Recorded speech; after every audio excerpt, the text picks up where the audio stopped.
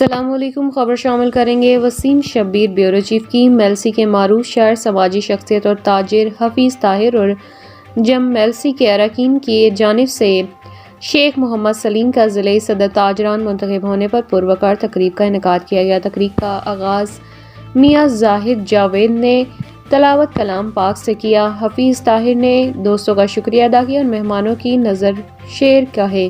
سابق صدر chamber of commerce نعیم پاشا نے کہا کہ اگر ہر تاجر ایمانداری سے تجارت کرے تو دنیا میں راحت اور برکت نصیب ہوتی ہے۔ شیخ محمد سلیم نے کہا کہ ہمیں سود کی لعنت کو ختم کرنا ہے، دوسرے تاجر بھائی کے لیے مددگار ثابت ہوں۔ تقریب میں مختلف شعبہ ہائے زندگی سے تعلق رکھنے والے افراد نے شرکت کی۔